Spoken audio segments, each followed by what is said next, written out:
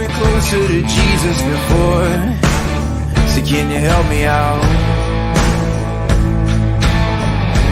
Oh, can you help me out?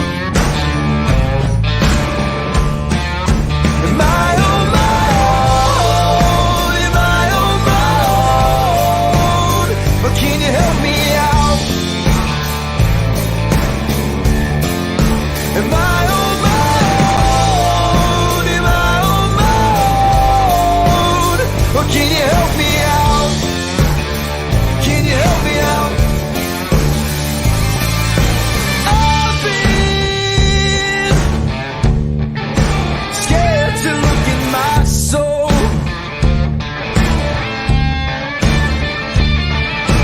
I've been afraid I would follow the road. Yeah, afraid of the things I've been told. What is up, party people? It is a Wednesday edition of Running Point live on ysnlive.com, brought to you by Greenwood Chevrolet in Austintown. I'm Anthony Arvig, as always, alongside Ty Bartell as we venture into the midweek section of Running Point. Big day for us today. We have a couple of pre-recorded interviews that we're going to debut today. We have a couple of live interviews that are going to be on the show, and we have a lot to talk about things that happened last night. Yeah, and boy, do I have a lot to talk about things that happened last night. I was in attendance for that game out in Solon High School. It's about 25 minutes from my house. And boy, oh boy, I know it's a lot shorter of a trek than everyone that took it up from the Austintown area. They took a much longer hike to get up to this area. And boy, oh boy, did they make that hike worth it. And one of maybe, if not the best comeback I've seen, certainly in volleyball, but it's definitely up there with some of the greatest comebacks I've seen in high school sports since I've been doing this. And you want to talk about a team, again, that so many times it seems like this year you feel like you have this team down and buried, and you just don't. You don't, because all it takes is that one set. And if they start generating a little bit of momentum, that's a bad thing. And you almost have to put them away when you have them down, because if they get that momentum and they start having that confidence and they start believing in themselves, it almost becomes impossible to beat that Lady Falcons squad. And you saw that 3 straight set wins in an impressive comeback versus Aurora to advance. Down 0-2 against a very, very good Aurora team, by the way. No slouch in Aurora. I think, I got this chance to see a couple of highlights. I was watching a couple other outside media reporters from Aurora there having great Twitter updates on the stats.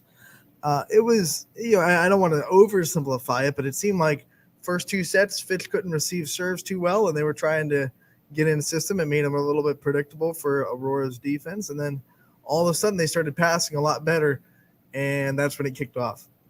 It really did too. And you want to talk about like flipping a switch and everyone buying in, and the errors that you saw and the mistakes that the Lady Falcons were committing in those first 2 sets, you almost saw completely dry up for the next 3. And I think, that serve-receive game is actually one of the biggest areas we saw the Falcons improve on. But, I mean, how can you not go without mentioning the 33 kills by Jocelyn Jordan, breaking yet another school record? And we talk about the 2 queen captains and the record breakers, and Alyssa Leskovac and Jocelyn Jordan. It seems like every game they're both, one of them's doing something in those headlines. But Jocelyn does it again, and boy, oh boy, did they come together to win that one. For Jocelyn, that's 2 records broken in 2 matches. Yep, two records, the season kills that she's still adding on to. And now she broke the kill again for most kills in a match. Second time. She broke her own record that she broke earlier this year. So if that doesn't tell you the kind of season that she's having and how historic this team is for the Lady Falcons, and I'll be one to say it. And I know it's hard to believe because you see Austintown and how many great volleyball teams they've had and how many great teams Coach Bartlett has been able to coach over the years. But even Coach Bartlett will tell you too, even coaching these girls at a younger age, that this is one of the most competitive filled group of gamers that you'll ever meet, I think, as far as just girls that want to get that job done every time they step out on the court. And this is really a special group of girls, I feel like. So Fitch wins in 5, and they come back from the 0-2 deficit to advance to the district championship game. That'll be against Chardon on Saturday at Solon High School at 1 o'clock. Chardon with the 3-set win over Glen Oak. 3 very competitive sets against a much lower seeded Glen Oak team. But, Glen Oak, I've said this before, I'll say it again. Division 1 seeds just kind of throw them out the window because everyone can beat everyone. We saw 26 seeded East Lake North put up a fight against 4-seeded Fitch last week. So seeds in Division 1 kind of because everyone's good in Division 1, it seems like. So, they got the 3-set win. All 3 sets were, I believe, at least 25-23. I think it was like one set was 26-24, 25-23, 25-23. So they were able to pull out game-winning sets. So a tough task for Fitch. That is the 2 seed in Division 2 in Chardon. And they will meet together in the district championship on Saturday at 1 o'clock at Solon High School. Beaver Local saw their season come to an end as the only other volleyball team in action last night. Every other district semifinal in action tonight. But Beaver Local fell to Claymont in 4 sets. But we want to give a shout out to Beaver Local and a tip of the hat to them for a great season. And we can't respect Coach Lowe enough. She's been on our show plenty of times. We've had a couple of other players on. We know what their program's about. And we want to congratulate the Beavers on a wonderful season.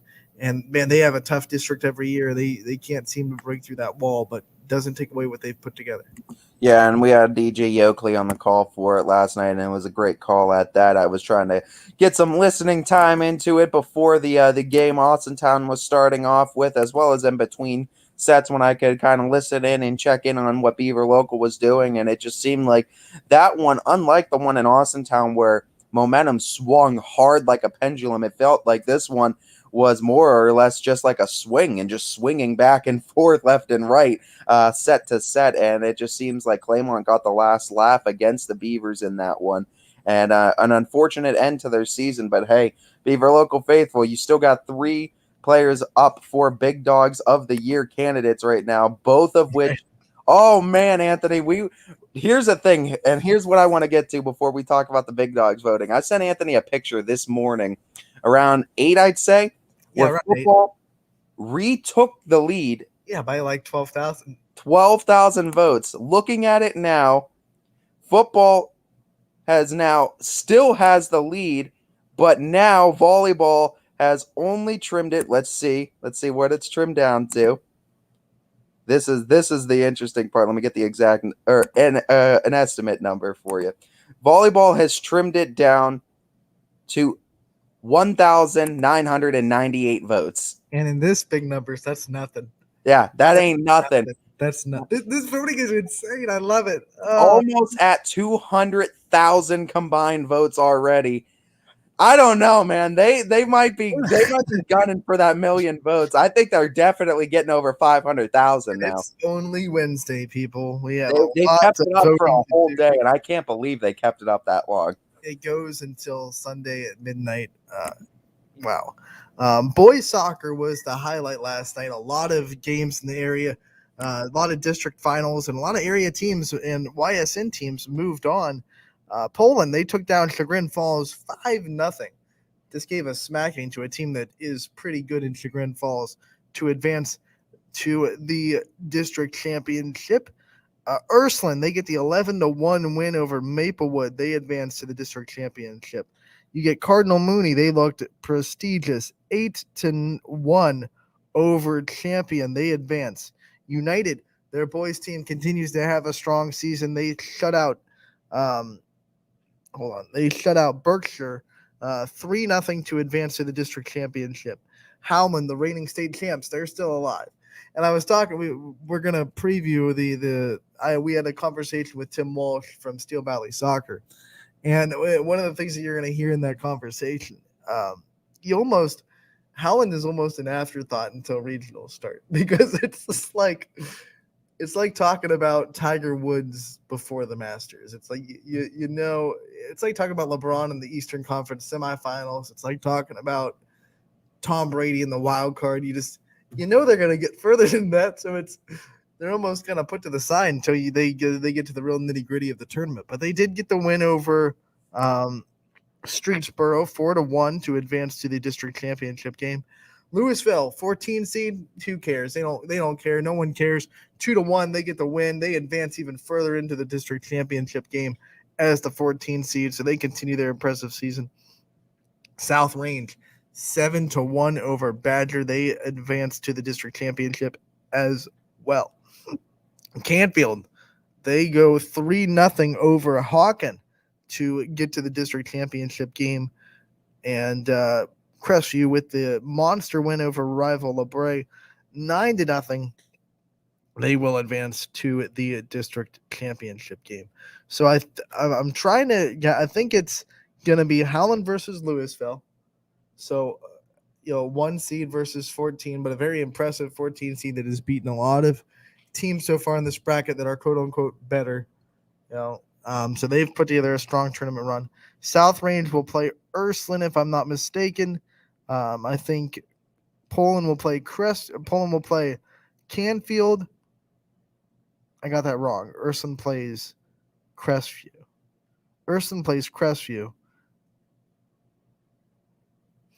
And those will all be Saturday at 11 at the designated spots. So, go to the OHSAA website, find where your team is in the bracket, and wherever your district is, that's where you'll play Saturday at 11 o'clock in the morning.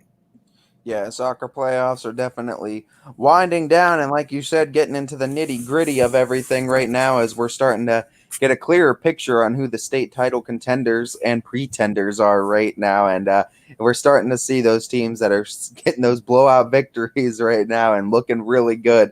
It's going to be an exciting end of the season. Here's a positive. In all of our matchups that were YSN versus non-YSN teams, our YSN teams in boys soccer advanced. So we didn't lose any YSN teams to out of area opponents, which is always a good sign.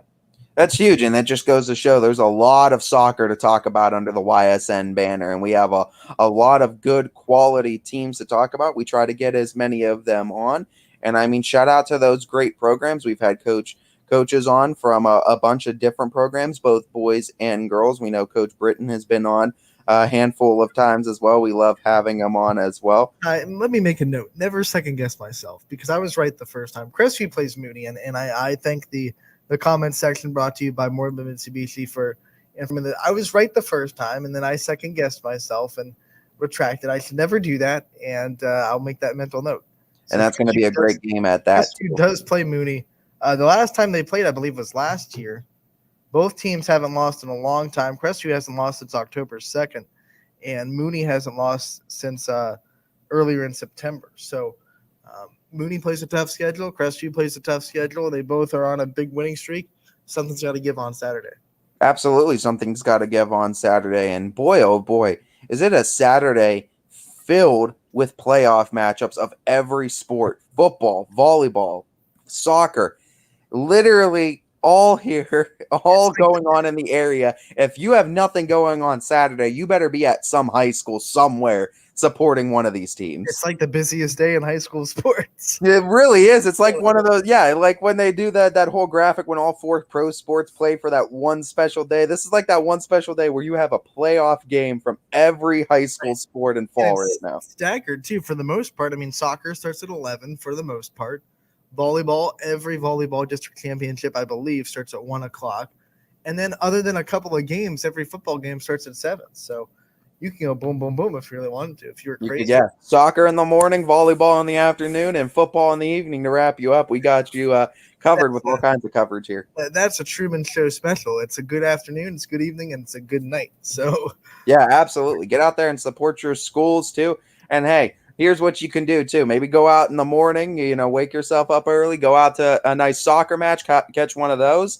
You can go right over to maybe a volleyball game. If there's anything within reason, we might have some that are on the network. We're still working on that as well, but we will have football games on the network. So if you can go and make it to your soccer and volleyball game in the morning, you're a little bit too tired to go back out, that's all right. You can sit at the comfort of your home, and we got you for the evening as far as football is concerned. Perfect segue for, because we haven't talked about this yet. It's been mentioned on the Power Hour. DJ has been very transparent about it, but we're going to say it now for On Running Point. That way it's across the network.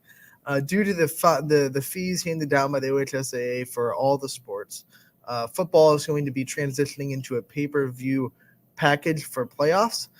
So all the playoff games that are on YSN, $9.99 is the nightly fee. So, like for example, Friday night you buy a game for $9.99, gives you access to all the games on the network for on Friday. So, $9.99 gets you access to, I believe, 8 games on Friday, if I'm not mistaken. So it's not like you have to pay $9.99 for each game. You have to pay a one-time fee, gets you access to all the games on that night.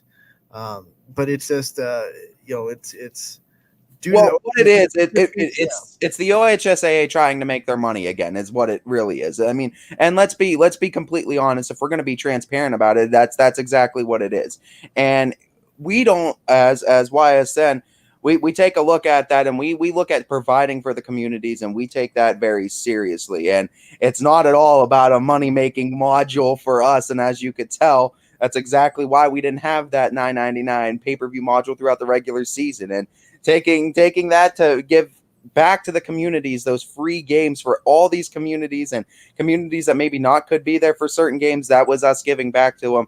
This is a case, though, where the bill that OHSA is just trying to put on us and on schools is absolutely ridiculous. So in the same way that we support you guys throughout the regular season, we just need a little bit of support back here in the postseason to get that same great coverage to all your kids, all your schools, and all your communities. And by the way, an online ticket to a game is $12. So that's exactly right, too. And you might not get all the great angles, and you certainly aren't going to get the great commentary, our YSN commentators. Hey, nice plug. I like it. Once again, pay-per-view for playoff football. If your team is playing a regular season game, which there are a couple of them, that will not be pay-per-view. That's still free for regular season.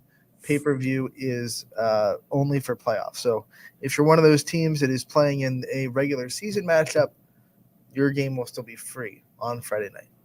Yeah, absolutely. And you know what? Since the money from ticket sales doesn't go to the schools anymore, I can say that now and say, go get out there and support YSN in the playoffs. Obviously, we want you to be in the stands, though, still. I still want full crowds, and I know there's going to be. It's playoffs. Who are we kidding? But if you do, hit those concession stands and hit them hard. Because hit the concessions. If schools are charging for parking in the playoffs, don't make a big gripe about it. Understand that's how schools are making their money in the playoffs, because it costs money to keep facilities open to run games. So you have to understand schools need to make sure that they cover those costs as well. Don't park in the McDonald's down the street. Don't support your schools. And like we said, if you can't make it to the game, $10 you could get ysnlive.com. And hey, you could maybe spend $12 to be in the ticket at the game. $10. What ticket for $12 can you get? Can jump you from game to game to game all around the area. Exactly. There's none, I can tell you. And for under 10, you could do that here on YSN. It'll be fun. We have more playoff stuff to talk about today, but we have a lot to get to today as well. We're going to get to our first pre-recorded interview. I had a chance to talk to this week's Baird Brothers Big Dog of the Valley winner on the football side of things, Anthony Dema from Garrettsville, Garfield. And it was a great conversation with Mr. Dema, and we're going to debut it here right now. So this, once again, Anthony Dema from Garfield High School, and your Baird Brothers Big Dog of the Valley winner for Week 7. Hello, everybody. Anthony Hartwig here with a very special Running Point player profile. We're joined by this week's Baird Brothers Big Dog of the Valley winner, Anthony Dema from Garrettsville, Garfield. Anthony, thank you so much for taking the time to join us today. Thank you for having me on here. It's great to talk to you. You know, I feel like we're kind of getting introduced to the Garfield family at YSN.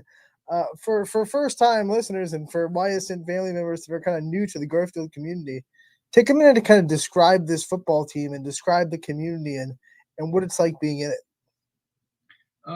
We're a small community that we like football, and from when we were young, we always grew up to be like physical players, and we like that part of the football game, and our offense kind of represents us as people.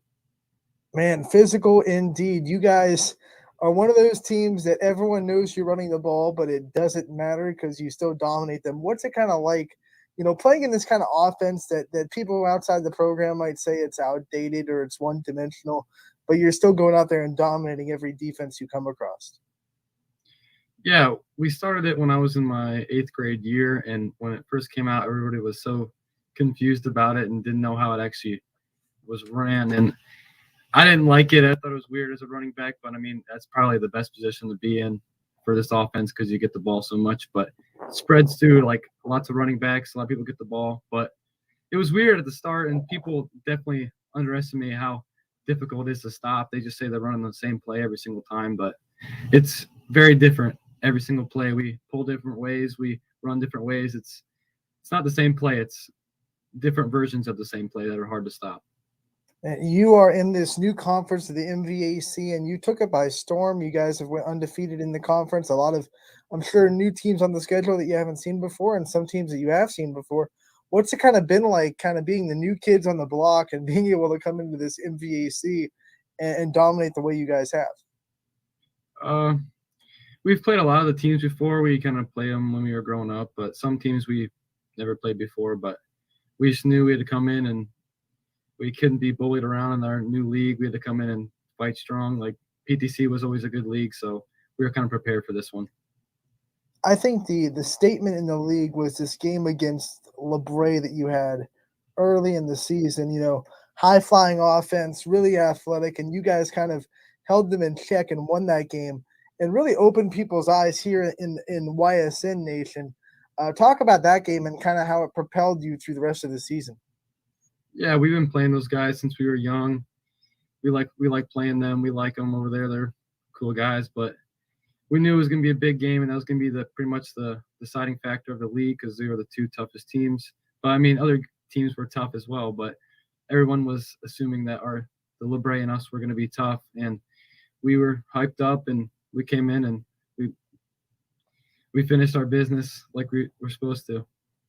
You're here because your community, your fans voted you the top dog in the poll last week. What's it mean to you to know that your community has your back like that, to get out there and vote for you as much as they did?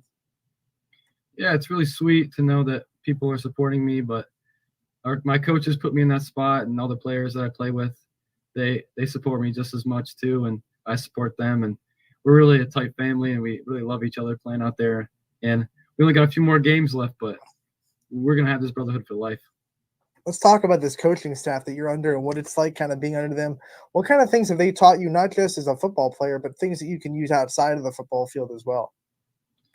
Well, I'm going to have a lot of quotes from Mr. Mosier, Coach Mosier, because he's got quotes that every day pops a new one in there, and I like to put it in my back pocket and keep it for good times. But all the coaches, they're all super nice, but that gets your mind right in the right area for good games, big games, and they definitely teach you a lot about life and football, which is really good. You need life skills as well, as long as football.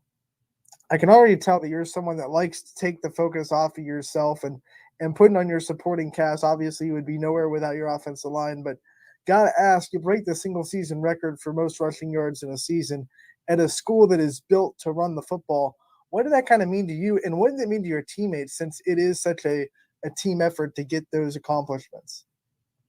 Oh, we were really excited. I mean, I was excited. I wanted to do it, but I'd be nowhere without all my linemen and all the backs and all the wide receivers that block for me every play, because you come here and Brody, my best friend, he's a quarterback. He's quarterback all like through middle school and youth, but he came here and he's a quarterback, but he also blocks every single play pretty much. So he's taken a new role, and he hasn't complained at all, and he enjoys blocking for everybody. And that's how we are. We're not selfish at all. I don't care who scores, who runs, but I'm just excited for a team win. I want to talk about your receiving group, because so many young kids, they see the receivers in the NFL, the high flashing offense, and then they come to Garfield. They're saying, like, we don't want to block. We want to make these high profile catches. Talk about your receivers and what it takes for them to kind of, like you said, build into the mentality of the unselfishness and the ability to block in this run scheme offense that they kind of do such a good job at. So we got 2 wide receivers that are blocked for us. Mostly it's Joseph Perrine and Eric Geddes, and they block very well. Joe is amazing at blocking, and he really came on this last year blocking. He really bought into the scheme and really learns how to block people when they're going in different directions, and if they're blitzing, he still knows what to do. And we know our blocking scheme a lot better because we've been playing with each other for 4 years in this exact offense. So we started to know like every little detail of it. No one talks enough about you guys on defense. Talk about the defensive mentality with this group and what it's like kind of being under the radar with a defense after your offense is as high scoring as it is. Last year, we kind of got picked on defensively a little bit. We were in a lot of tough games because we gave up some points. But this year in the offseason, Coach Lewis, our defensive coordinator, really put in our mind that we need to get better on defense. That's what we need to improve because our offense is going to be decent. But we need to improve on our defense. And we really came in and we got 2 stud inside linebackers at Keegan Sell and Jesse Grace. And they're really good. And Keegan's just insane. Jesse's really good. But it's just our mentality is different this year. We're really focusing on defense, and it's paying off. Obviously, you're not able to play at the elite level that you do without an insanely good work ethic and a drive to get better every day. Talk a little bit of where that comes from and what your work ethic is and how much you take pride in putting in the work that maybe nobody sees. Yeah. So Coach Lewis, the defensive coordinator that I've gotten really close with, we're like best friends now because we started lifting together in the off season, like every single day pretty much. And we were really excited. It was super fun. I got into lifting after my sophomore year, but I should have been into it way before. So I was really small, like 165 pounds after my sophomore year. And then I got to like 175, 180 after my junior year. And then I gained about 15, 20 pounds going into my senior year because I started eating right and lifting right. And it paid off apparently so far. So, but all our lifting, everyone's improved on lifting. That's been a big key in our off season. When you graduate from Garfield and you kind of get to reflect on all your time at this high school, what are some of your favorite things about being in this high school specifically and the things that make you proud to represent it every Friday night? I'm just proud. We've had some really good teams over the years since I've been here. We haven't really lost too much, but we got a good supporting group in coaches and parents and all the seniors. We have really supportive parents that we all love, and we're just really proud to have a good team and hopefully we can keep rolling, but I'm just proud to be a G-man. All right, it's playoff time. You know, what's it going to take for this team to kind of reach its potential in the tough Division 5 region that you guys are in? What's the talk now that it's playoff time and you guys are ready to kind of make your goals a reality that you set back in the beginning of the season? It's super exciting. We got a really good region, so every game's going to be tough. Every team is really tough in our region, but the past few years we've went out in the playoffs because we've missed little details and stuff like that. So this year we're going in, we got to get the details down, watch film.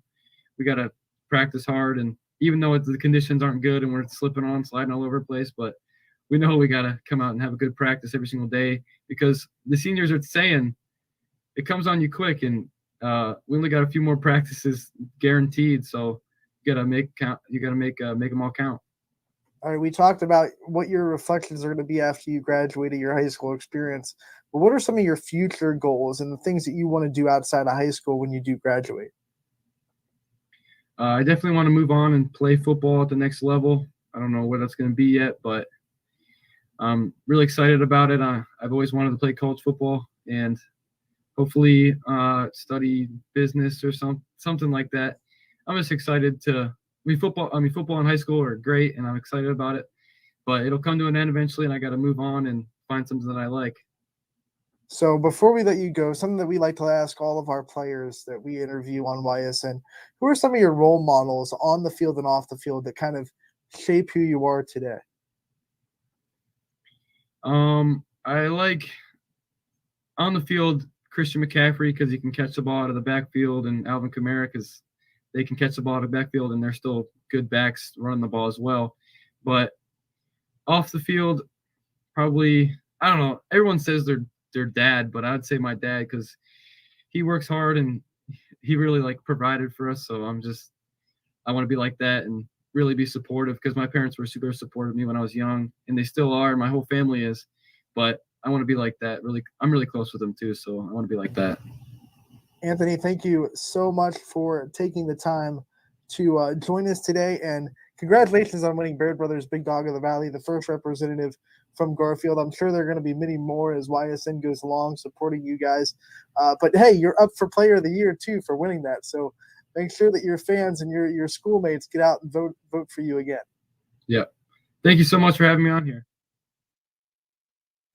That was a conversation with this week's Baird Brothers Big Dog of the Valley winner from Garrettsville, Garfield, who you can see Michael representing right over my shoulder, Anthony Dema. Do. The bulldozer, whatever you want to call him, wrecking ball, freight train, all of the above. Great conversation with him. Ty, you weren't able to be a part of it. You were at Fitch. You were at Solon, but at the Fitch volleyball game. But what were some of your takeaways from listening to that conversation with Mr. Dema? I mean, a very well-spoken athlete too. I mean, and one of the better interviews I think we've had too. And I mean, he's very, very well-spoken. He knows a lot about the team and a very humble guy too. And what you see from Dema, and you can see it's kind of the nature of that whole team over there in Garrettsville. And you can kind of tell that they play that team mentality style of football every time you watch them play. And Dema, yeah, as much as records as he's breaking too, you can hear him too. Give all the credit to his line. Give all the credit to everyone that's out there blocking. It's a really good scheme and it's a really good team. Hence the reason why they're 10-0. I mean, we kind of pointed out, but I like the fact that he did too. That him getting that most yards in a season record was a team goal, not just a him goal. And the team wanted to get it. The team worked hard to get it. And it goes to the offensive line. It goes to the offensive scheme. It even goes to the wide receivers who block really well on the outside. So it's an individual award, but in this aspect, it's almost a team award too. Yeah, essentially, it really is because we know how much work you need to put into to blocking if you want to get those guys that running offense to excel and be able to really compete with a lot of those high-flying offenses such as your LeBrays, and I think they've done an excellent job at it this year. I love wide receivers that are willing to block in high school because obviously you're watching the NFL, you're watching college football, it's all these flashy offenses with all these amazing catches and big-time wide receivers, and then in high school you come to Garfield and you're like, you're going to block about 95% of the time, and you might get a throw here and there, it might be a big play. But you're going to be blocking for our run game most of the time. Okay. It takes an unbelievable amount of unselfishness to be able to do that. Yeah, no doubt it does. And credit to all those players over there in Garrettsville, Garfield that are willing and able to step into those roles and have no gripes really about it. And really, honestly, you could tell by their record, and they deserve it. A dangerous team indeed as we go into the Division 5 playoffs. They will play on Saturday along with the rest of Division 5. We'll talk a little bit more about the Division 5 makeup of the playoffs as the day goes on because we have 5, 6, and 7 left to talk about.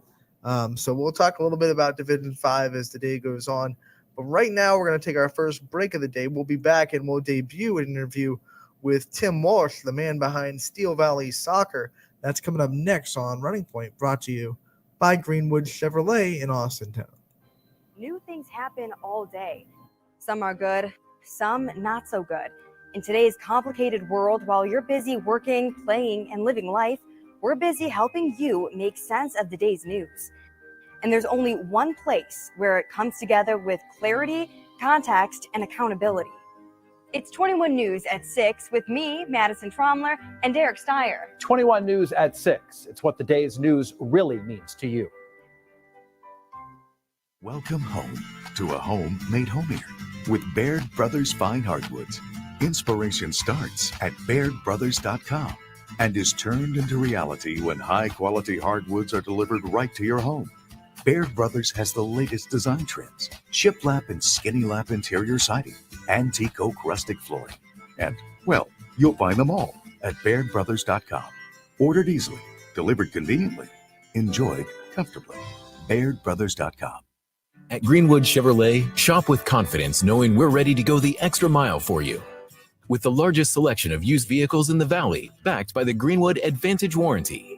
Every one of our vehicles has undergone our own 126-point inspection, so it passes the most important inspection, yours. No other dealership has the extra inventory, gives you extra for your trade, and goes the extra mile for you. Only at Greenwood Chevrolet. WRS Wealth Advisors, the area's premier wealth and retirement specialists. Located on South Avenue in Boardman. Quality, customer service, and integrity. Those are the 4 words that have driven our success since 1957 at Joe Dickey Electric. Joe Dickey Electric is one Mahoning Valley landmark business that stays current with the requirements of our customers. Family owned and managed, we are an electrical contractor and energy solutions provider. Every member of our team adds to his or her skill set through ongoing training. Residential, commercial, industrial, automotive, and more. We keep ahead of the needs of our customers with a fleet of more than 50 vehicles and 24/7 emergency service, so you're never left in the dark. When looking for home design inspiration, don't just be inspired, be Baird inspired. Whether new or remodeling, Baird Brothers has the latest trends like shiplap to refresh your home. Go from inspiration to installation with our wide selection of in-stock American hardwoods.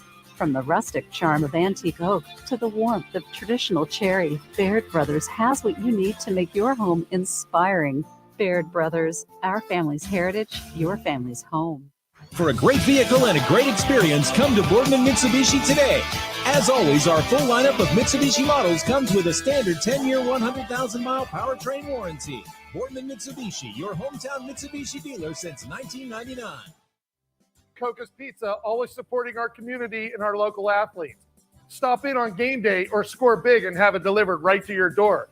Check out our daily specials at cocaspizza.com. That's Coca's Pizza, we serve it hot. At Hubbard Chevrolet, Hubbard can help you get the financing you need, regardless of your situation. I'm Tony Page, and I've helped thousands of customers in Northeast Ohio and Western Pennsylvania buy a vehicle. Visit HubbardChevy.com to get pre-approved. Remember, folks, Hubbard can help.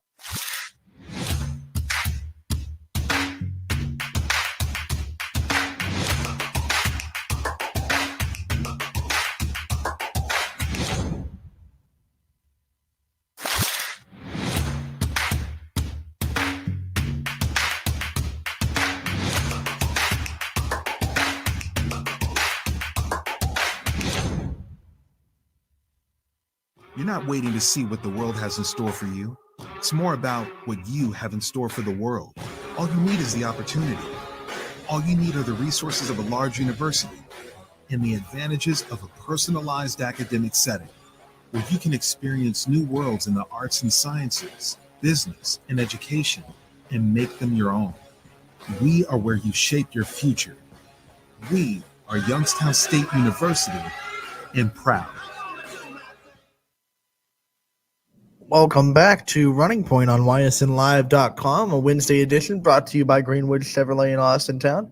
Anthony Hartwig alongside Ty Bartell as we venture even further into this midweek edition on Wednesday. Ty, we've talked a lot of soccer this year. We've brought players on. We've brought coaches on. We've talked to a lot of different coaches from a lot of different teams. And we've tried to enhance the coverage of soccer in the area. It's one of our goals with every sport to enhance the coverage of that sport in the area. And when it comes to soccer and doing that and getting the coverage of soccer up and running, I don't think anyone kind of does it as well as Steel Valley Soccer does it. No, there's no doubt, too. And we love our friends there over at Steel Valley Soccer. They do a fantastic job in covering local sports and local soccer communities. So we're excited to see what they have to say, as I know you were able to talk a little bit with them. It's almost like looking in a mirror when you talk about why they started what they're doing based on why YSN started what they do, what we do. It's because they saw a niche in soccer. They're soccer coaches. They're all soccer coaches. Tim Walsh, who we talked to, and really the brains behind it all and the main guy in Steel Valley Soccer. He was a coach. He was trying to get stats and stuff. Couldn't find them anywhere. And just instead of complaining about it, he just said, I'll be the solution. And he created Steel Valley Soccer. And now it's almost the pinnacle of coverage of soccer in the area. You know, people treat his list of top 5 teams every week almost as much as they treat an all-district team that the OHSAA gives out. So without further ado, I want to kind of introduce this interview. It is with Tim Walsh, and he is the man behind the curtain of Steel Valley Soccer, and they're good friends of ours. We couldn't thank him enough for coming on. So without further ado, here is our interview with Tim Walsh from Steel Valley Soccer. Anthony Hartwig here with a very special guest on Running Point. It's going to be pre-recorded, not live, but we're all good with that. Tim Walsh, one of the great minds behind Steel Valley Soccer. Tim, thank you so much for taking the time to come on and talk a little soccer with us and get us a good picture of where teams sit in the tournament right now. Oh, thanks for having us. I appreciate it. Yeah, before we start, let's just go into how did Steel Valley Soccer come about? Who goes into doing it? You guys do such a good job. Give a shout out to some of the guys that help you run it and how it kind of started and what it's all about. Sure. It kind of started a couple years ago when Howland was in their first state championship, and me and a couple of the guys I used to coach with were trying to look for their roster, their stats, who they were playing against, and we couldn't find anything. There was, some game recaps and some pictures here and there, but when you check the Vindicator, which was kind of run by the Tribune, when you check some other places, it was more about football and volleyball and a lot of other sports. And I know soccer is not the biggest around here, but we were trying to say, hey, where would we find this stuff? Where would you find out where this other team, what conference they're in, how many conference championships Howland has won? And we decided, there is no place, so we should create one. There's a market for it. And me and a couple of my former coaches, that might have been former players too, that's how old I am, Dan Conley and Chris Platten from Austintown, they stepped up and they helped me out, get the legal side of things done. They give me advice. I mean, there's a bunch of coaches that I call and text, but we just wanted to be able to say, this is where you find out all the information about Youngstown area soccer. So you go from not being able to find that information to all of a sudden having to find that information and being the source of that information. What was that kind of like? Well, the funny part was YSN and a couple other places started to do it like right as we started too. And you guys do a fantastic job, especially with your live streaming. But there's different websites. You wouldn't believe how many Canton newspapers and Twitter accounts that I have to follow, or how many coaches I have to pester, like right as soon as their game's over. I'm texting them like, hey, who scored your goals? Who did this? OSSCA.org does a good job of getting the stats, and that's if coaches put them in. So we're kind of at the mercy as to how much information do the coaches really want to give away, possibly giving away too much to their opponents. This year, your Twitter is full of player of the game graphics. You go live, highlights of games and things like that. You guys have really evolved from where you started. What kind of things do you want to grow in and continue to try to do more of and try to get a little bit better at? We definitely want to get into the live streaming. We know that it's a big thing to take on as a group. And, we have to get the capital first to be able to get the equipment, to be able to learn how to do it. And, that's a tough thing. We want to be able to get into that. We also want to get into game recaps and highlights and get the video aspect. We know a lot of high school soccer teams and programs have Huddle or Huddle Assist, where we can try to tap into that and really get people out there. Because I know when I played back in the late 90s, it would have been great to see some of my highlights or some of my stats or anything, because people are just dying for that information. There's such a need for kids now to look at Twitter, look at Instagram, see what they did, show their friends, show their family. So it's a labor of love going to those games and sitting out in the cold and trying to find out numbers and get rosters from coaches who have 1,001 things to do. So we're trying to do a little bit better in that, trying to get a game of the week, play of the game. We're handing out T-shirts now for those players, and it just hopefully grow each and every year to get to the point where kind of where YSN is. You guys are kind of the bar at which we need to get to. What's it like for you to kind of see these teams be recognized by you? Like, you have the player of the year kind of awards that you give out, and it's being almost treated as well as if they won all district. They're saying, oh, go check out Camden Thompson. He's Steel Valley. He's a nominee for Steel Valley Player of the Year or whatever it may be. What's that kind of like for you, knowing that these teams have kind of latched on to what you're doing and are really excited about when their kids get recognized. It was it was a great moment. I think one of the great moments too that I had, I was at a Boardman girls game and they announced this is the Steel Valley Soccer Game of the Week, and it kind of shocked me how much they're putting into it. But then I look back at it, it does mean a lot. It does mean a lot to get these accolades, and all district and all conference can only do so much. And usually you have a coach that nominates you and a couple coaches that have only seen maybe 2 of your games. But with us, I've been around soccer since the early 90s. My brother played for Ursuline. I played for Ursuline. Then I immediately started coaching right out of high school. I was the head coach at 23 years old. So I've been around and I made a lot of connections, and I'm able to call these people. And it really is like and I know there's a lot of politics in sports, and coaches kind of have to say, oh, well, this one's, family's a booster. This one has a couple younger brothers or sisters that are coming up. We want to make them happy. For us, and it feels great that we don't have to really answer to anybody. So we get the true best players and what we feel that coaches tell us. So for them to be able to say, yeah, I'm a nominee, that is a big deal. That is, and we're combining 3 divisions and trying to, make it the best players from this area. We talked about this a little bit before we kind of hit live. You're at that Boardman game or you're at a game and they're talking about Steel Valley Soccer, but they don't really know that you're the guy. What's that kind of like? No, being the guy behind the curtain. It really was sitting at I believe I was at a Canfield Ursuline game, and I see some of the boys team behind me, and they're talking about, well, this player's good. No, this player stinks. Well, Steel Valley Soccer says he's a player to watch. And it's kind of funny that I just kind of turn around my shoulder and look, and no one knows who I am. And it's kind of cool. I might not have that after this interview, but it's fun to be a part of it and fun to see that people are excited and to make people happy. That's what it's all about. We can't applaud you enough for the work that you do with soccer. It helps us out a lot. And I definitely, speaking for everyone at YSN, hope that this is kind of a start of a really big partnership that we can go on helping each other out and really raise the level of soccer coverage in the area, because the students deserve it just as much as every other athlete. They put in just the amount of work. So I just want to take that time to just say bravo to what you guys are doing, and very, very impressive, especially with the social media presence. Yeah, and a lot of it, I have 2 kids and I teach.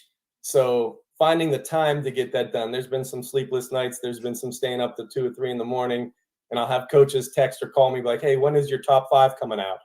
And it comes out when it can. So it's a like I said, a labor of love, and I enjoy it. And I know that in a couple weeks there'll be nothing. So I know that just to finish strong here for what we have, and hopefully people don't look at all of the mistakes that we make, like spelling and people's names and stuff like that.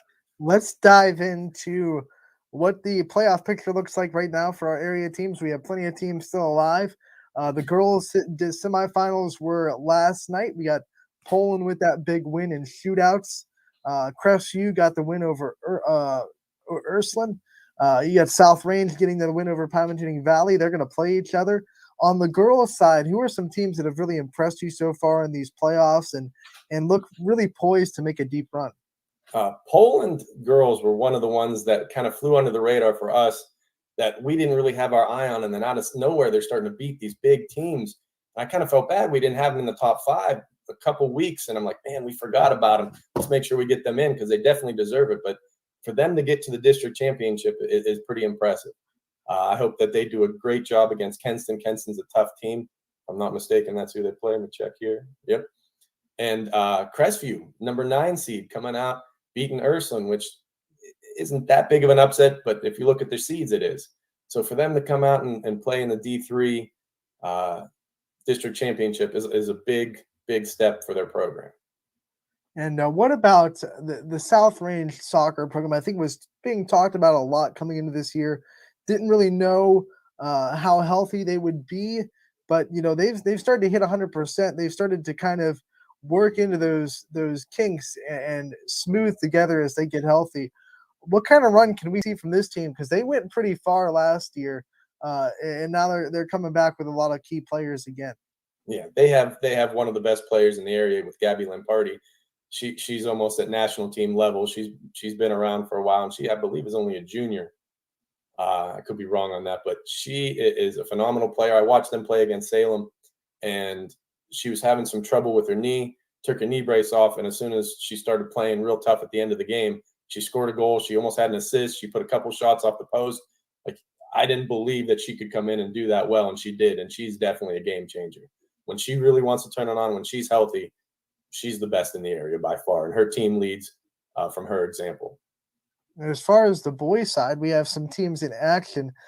Tonight, we checked out some scores before we went live. I mean, I think Louisville's still up 2-1 over Talmadge. Poland had a 3-0 lead over Chagrin Falls. South Range was kind of in control of that game against Badger. What are some boys' teams? And, of course, Howland. I mean, we can't not mention that. I feel like Howland's become so good that you almost it's almost like a second thought until we get to regionals with Howland. Yeah, Because it's similar to LeBron getting the MVP. You could probably give it to him every year. Howland is probably one of the best teams in the area every single year. Coach Stiles does an amazing job over there with his crew. But Howland looks, if they could stop teams from scoring, that's kind of their MO. They're a very defensive team. They score a couple goals, make sure nobody scores against them. I believe the phrase is, if no one scores against you, you'll never lose. So they look to be making a run. I see them easily as district champs.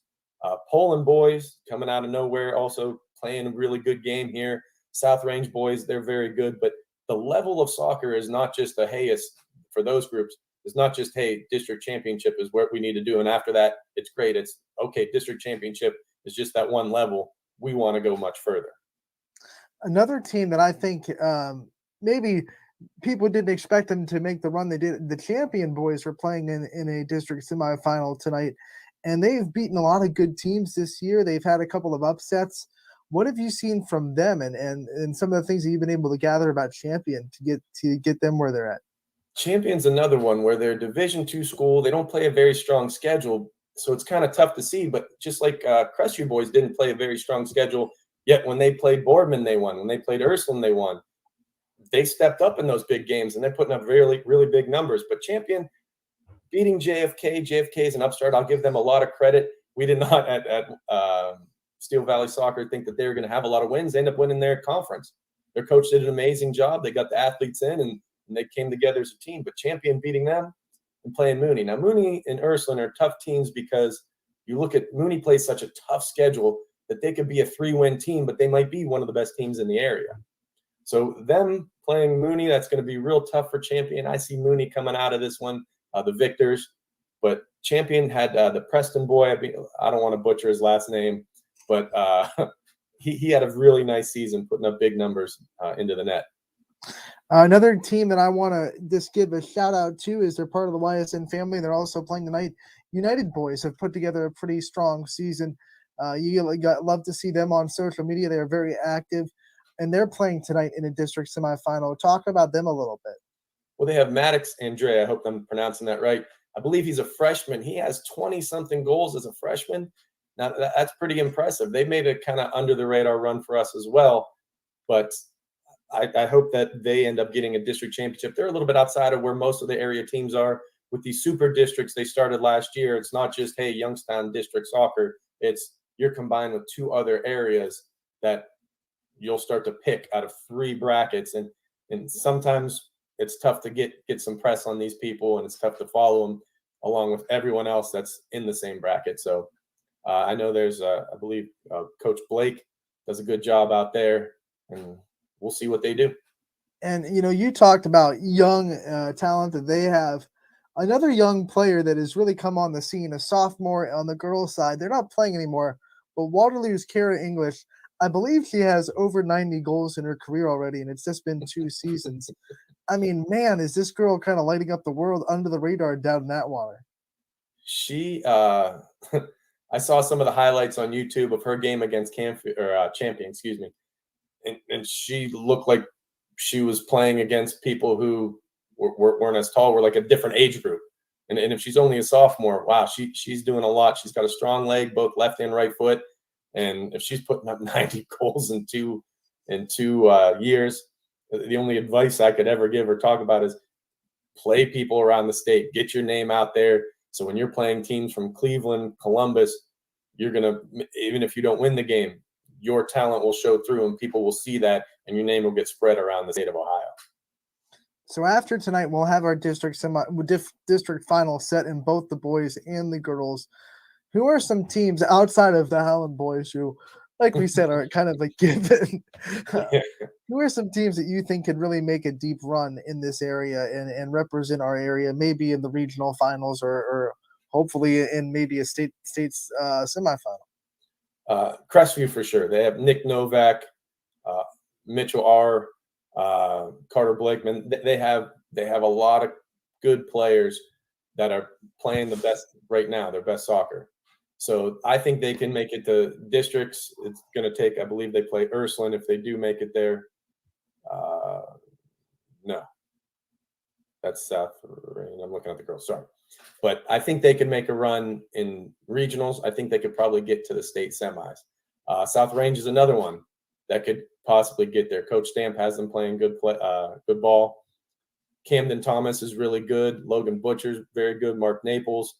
They seem to somehow just breed good players out there in North Lima. But I'm trying to think. Howland, and they're good at every position. If I'm playing against Coach Stiles, I say, okay, which players are weak? We can attack, get that area. There's none. They have a lot of good players, and they have a lot of young talent too.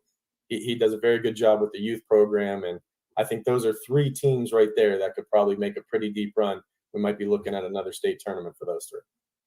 All right, before we let you go, I just want to ask one more question and give you some a moment to kind of speak to the youth soccer players or the younger generation on advice you'd give getting into the sport, advice you'd give to grow the sport and to get to where these kids that we're talking about level.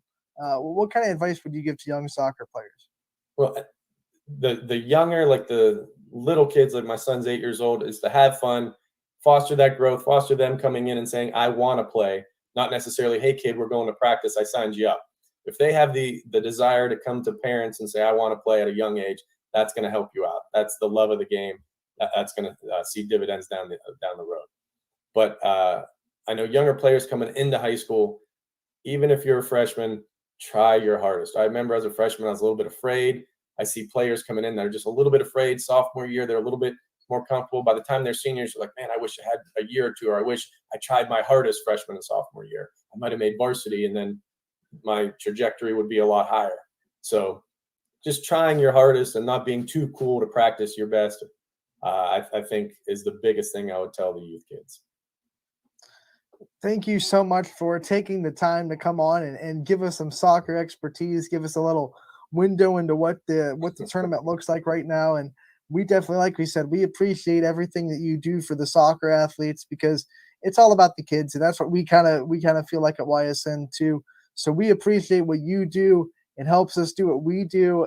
And we couldn't thank you enough for taking the time to join us today. Appreciate it. Thank you so much. That was Tim Walsh, the man behind the curtain of Steel Valley Soccer. And one of the things that we talked about is like, hey, the jig's up. Everyone knows what you look like now. So there's no more going to soccer games and not people not knowing who you are. No, I mean, and obviously they do a fantastic job over there at Steel Valley Soccer too. And I mean, honestly, what they do, and like they said, they do a lot of things similar to what we do. And I think it could be a beginning of a beautiful relationship that we could form with Steel Valley Soccer, as they definitely are a premier coverage of soccer in the area. I'd say they're good friends of ours. We appreciate the stuff that they do. Kind of helps us put together what we do. Like I said in that interview, and we're trying as we might, to just always grow in our coverage of every sport on YSN, soccer included. So I think we've done more soccer coverage this year than last year, and we'll continue to do more soccer coverage in the next season as we did this year. We're always looking to raise that bar. Yeah, no doubt. We're always looking to raise that bar, and it's something that we always are looking to improve on year to year. And I think we've done a great job from what we were just a year ago. So, while we were talking, those boys district semifinals were going. So we had the we had the updated scores, but of course we went through the finals, and now we know exactly who's going to be in district championships and things like that. We went over those final scores a little bit earlier in the show. You can head over to ysnlive.com for recaps, as well as our social media pages for the final score graphics and everything else. Yeah, absolutely. As we try to get those up as soon as they happen to get you covered on all fronts with it. So be able to check out the YSN Facebook and as well as all of our pages, as well as our site to get all those updates. Yes. And now we venture into the 1 o'clock hour. We want to promote what's coming up on Running Point today, because those were our 2 pre-recorded interviews, but we also have 2 people coming on live on Running Point. Nick Cantorino, the head coach of Camel Boys Basketball, will be joining us at 1:15, and then at 1:45, it'll be Steve Miller, the head coach of Western Reserve Girls. Yeah, we're excited to talk to both Coach Miller as well as Coach Cantorino. Get a little bit of preview on the boys' side of things, a little bit of a preview on the girls' side of things before we get out of here. It's going to be an exciting conclusion to the show. And a part of me kind of hopes that Steve Miller was watching yesterday during that Walter Shields interview, because I want someone to come up and back me up now. I got Walter Shields over here coming straight at me on Running Point right now. Coach Miller, I need some backup here right now. But no, absolutely. We had a great time yesterday, too. If you missed out those interviews with both Coach Forsyth of the Brookfield Lady Warriors or Coach Walt DeShields of the West Branch Lady Warriors, hey, you see what we did there? We have a knack for doing that, and it's not even intentional, because the one time I think I scheduled the same thing where we had the Edison Wildcats as well as the Struthers Wildcats on there at the same time. And it was all Wildcat Day. Today, it's the Camel Red Devils and the Western Reserve Blue Devils. So we got a lot of Devils. And then yesterday was the 2 Warriors. I don't understand how I keep doing it. I don't understand why it keeps happening like that, but it does. And I'm happy with the coincidences. And I'm happy with all the coaches that we've talked to. And just getting a highlight of some of those programs. And yeah, if you missed any of those interviews, both of those are up on our site now, I believe. Both of them are posted to Facebook as well. So get out there and watch them. I think we had a great conversation with both Coach Forsyth and Coach DeShields yesterday. Honestly, I think I could have just talked to Walt DeShields for the whole show. He's such great. There were some guest appearances too. So if you missed it, check it out too. There was 3 guest appearances in the last few minutes of that segment. That was pretty fun. And they were all superstars. All superstars. And I think you've seen probably all their names on the network at some point. That's true. They've all been on the show. Yeah. So we're definitely excited to continue that coverage too and talk with some more programs. It's going to be great. We continue our basketball previews this week as the week goes along as well. But for now, let's dive into Division 5 and the playoff picture and go over a little bit of what these Division 5 teams will be looking at. South Range, Garfield is in there, along with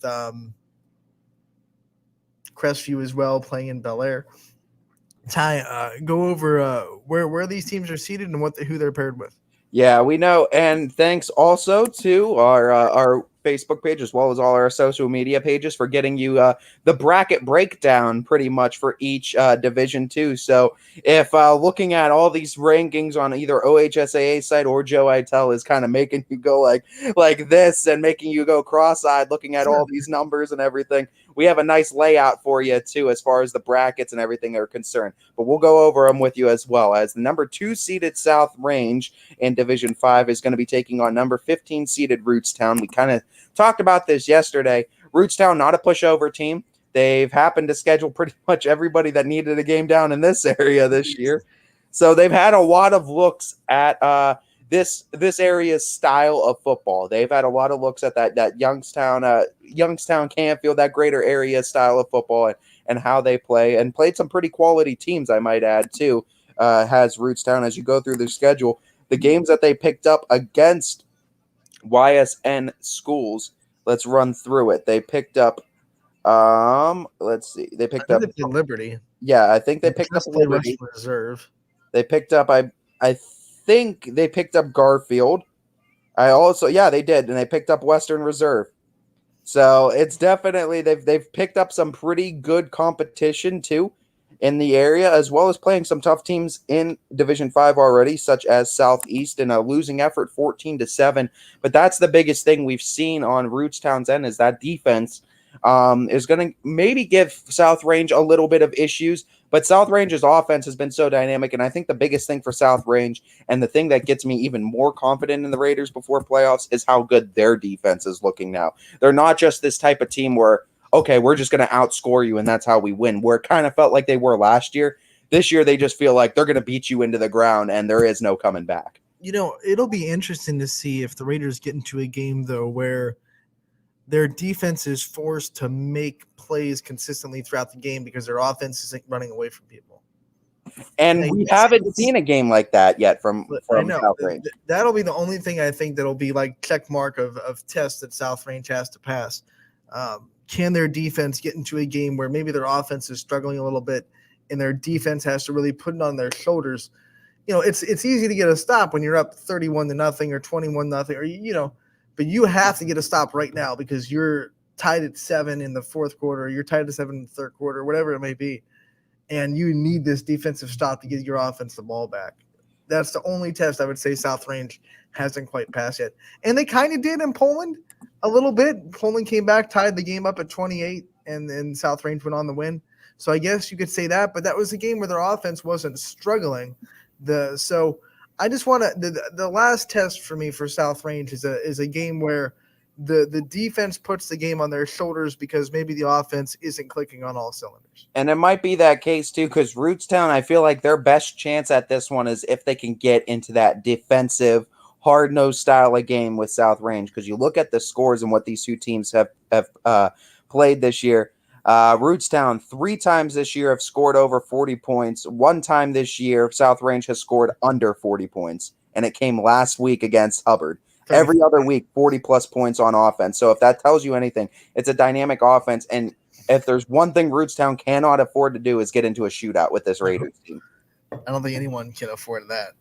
As that is going to take care of our 2 versus 15 matchup. Go down a little bit further to our number 4 seeded Garrettsville Garfield, also sporting a 10-0 record. And Garfield, of course, will be playing the 13 seed Sandy Valley, Magnolia Sandy Valley at 6-4. And Sandy Valley is a team that has lost 3 of their last 5 games, dropping to Ridgewood, Indian Valley, and Garaway. So you look at that too, and their 2 wins, I should say, in the last 5 weeks, coming against a 1-8 Claymont team and a 1-9 Tuscarawas Valley team. They are definition of limping into the playoffs. They really are, and you don't want to be limping going up against this physical, hard-nosed style of offense that Garfield's about to bring into it. And you talked with Anthony Dema earlier, and we know what they're going to bring. We know that team style of football that they're going to bring. And definitely those 3 games where you face competitive schools and you look at those scores of those games against competitive schools, lost to Indian Valley 7-41, lost to Ridgewood 13-40, lost to Garaway 28-0. So not competitive against very good schools doesn't give me a lot of confidence about them going into this matchup versus Garfield, who has definitely been one of the best in the area all year. Who are you're looking at Sandy Valley's schedule? Yep. Who are some of the wins that you think put them in this spot with the tough finish? I think the biggest win that they have on this spot, and the thing was, it's playing down 2 divisions, so I don't know how necessarily it would have gotten them as many points, but they got a win over Malvern, which is an 8-2 opponent. They also have wins over a Chippewa team that was Division 5. They have a win over Claymont. The biggest thing, I think, was that win over 1-8 Claymont was a Division 4 team, and I think that's what was able to sneak them into the playoffs. Of course, we know they were in that top 12, but Division 5, I think it was 4 teams fighting for 6 spots, so those teams were very clumped together. But I think those wins, that 1 win at least, helped them out, too, as far as like point standing was concerned. But, yeah, even losses all around here, too, as well as a loss, too. The other one I want to point out, it was a loss, but it was 1 game that they were competitive with, and it was the first game of the season away at Fairless. They lost that one 29-28 in overtime. Fairless, of course, a 9-1 opponent this year. So that was 1 game that they were competitive in, but hey, that was 10 weeks ago now. So there's a lot of jet lag period, and there could be a lot of injuries going into this game. I don't know the injury report or what the final injury report is going into this game, but banged up or not, you don't want to come in limping into the playoffs going up against this Garfield team. You do not. That is one team that you do not want to be not at your best to play against. No doubt. As we keep moving down the list, we go into our number 9 seeded, as now we are out of the home field advantage. Number 9 seeded Edison. The Wildcats are going to go to New Franklin to face Manchester in the week 1 matchup. And Manchester, another one of those teams, they did beat Cuyahoga Valley Christian Academy to end their season, but came in losing 2 of their last 3 games. Losses coming against both Northwest and Fairless, respectively. Fairless 41-40 and Northwest 21-6. Fairless, have they just been winning games by 1 point all season long? I mean, they have an overtime win earlier in the season against Sandy Valley, and they had another 1 point win here just a couple weeks ago. It seems like they're competing in a lot of close ones. But this is another one where Manchester, you look at their quality ones that put them there. Mogador, beating Mogador 28-14 definitely would have helped, as well as Treeway, I think is how we pronounce it, 42-12 is another quality team that they beat, 7-1. But you look down the list, not a whole lot of other impressive wins. Oroville 2-8, Loudonville 1-9, Tulsa 1-9. So a lot of kind of get me over games too to help. And we kind of look at Edison too, and there's a little bit of that as well. But I think the biggest thing we see going down Edison's schedule, wins against Matthews, that was a quality opponent. Just losing to Beaver Local, but that was still a quality opponent. Beating a Toronto team that finished 5-5, quality opponent. East Liverpool, who started figuring things out, especially towards that end of the season, getting a win over them was, I think, big. As well as Buckeye Local was not a pushover victory either, I think, as well. Losses on the season came against, as we said, Beaver Local, a 7-3 Southern team at the beginning of the season, and the 4-6 Harrison Central team. Division 5, Harrison Central, 27-17 a few weeks ago. This is a team, though. Edison is just, I feel like, been one of those teams that has quietly flown under the radar of everyone, but they've been competitive with every team they've faced this year. Edison is like the darling of Division. I mean, don't forget, like 2 seasons ago, in the last normal season of high school football, Edison was 0-10. Last year in the COVID season, 3 wins. And now they're sitting as a 9 seed in the playoffs with a very quality. The turnaround in this program is having is just phenomenal. Coach Colopy is one of the best too, I think, at turning that program around. And we had him on the show earlier a couple weeks ago. I think we had Coach on and getting a chance to talk with him too and where that program was.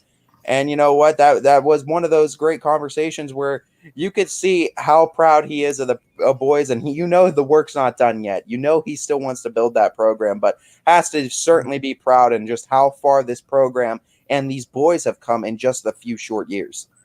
And now we have one more, I believe, to talk about, if I'm not mistaken. Crestview making the trip to Bel Air. Yeah, and that's going to be one of those matchups too, I think, where Crestview being the number 12 seed facing Bel Air, the number 5 seed. I feel like anytime we get into these 12-16 seeds, especially if they're YSN teams, I kind of like looking at them and just seeing which one has the best chance for an upset alert. And I don't know. I'm looking at Bel Air, and I know Bel Air's 9-1. And looking at what Bel Air's done, they've gotten wins over quality opponents. But this is still a team where you got to be aware of what Crestview can do, especially defensively, and what Cusick has been able to do down the stretch. I think Crestview could keep this game competitive, and I think that Bel Air could be put on upset alert going into this one if they're not careful and they don't take care of business where they need to. Bel Air obviously wins against River, 6-4 opponent. Toronto, a 5-5 opponent. Win against Wheeling Central Catholic, 6-3 opponent. Cambridge, a 6-4 opponent. The biggest win for them against Shady Side, Division 7 opponent, 13-12, 8-1 Shady Side. Union Local, they won 14-0, and then they beat kind of shady though. Yeah, pretty much. But a lot of quality wins against good competitive teams, and hey, that's why Bel Air's ranked as high as they are. Go over to Crestview now to check out what the Rebels have done this season. We obviously know that that opening loss to Salem stung a little bit, but here's one that we don't really put into, I think, a whole lot of perspective. Crestview was the first team that beat Southern, and they beat them in week 2 of the season. That same Southern team that went on and dominated for 5-6 straight weeks. You know what other win is starting to look real impressive? Their domination of Liberty.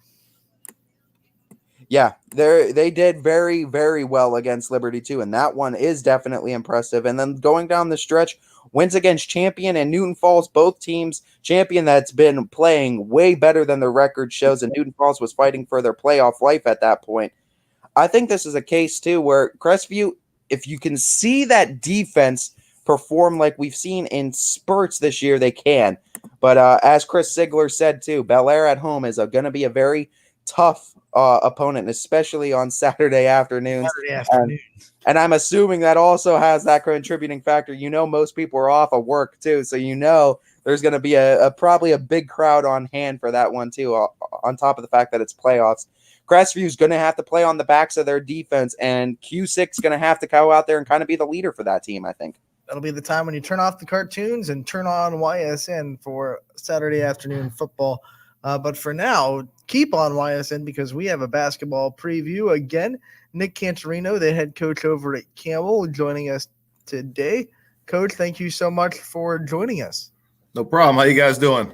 We're doing good. We're so happy to have you on to kind of preview this season. And I guess we'll start with kind of a scope of your roster and some players you expect to really stand out this year and some faces that fans should really be familiar with. Okay. So we had a group of 4 transfer back that were with us at one point that came back for their senior year. So that's going to help us a lot. Kevin and Kayvon Moore, Xavion Leonard, Jameer Weaver, and pairing those guys with some of the guys we had last year, Skevos Kuros, Zach Luciano, Christian James, Isaiah Flores, and then we're excited about 2 freshmen coming up in Isaiah McCray and Deshaun Will. So we should have some pretty good depth this year, and we're excited about everyone coming back and a lot of excitement over here this year for this coming season. Follow-up question to that too. What does it speak to your school and your program as a culture that seniors like that going into their senior year wanted to come back to this program, wanted to come back to this school and play? What does that mean to you as a coach and for the culture of the team?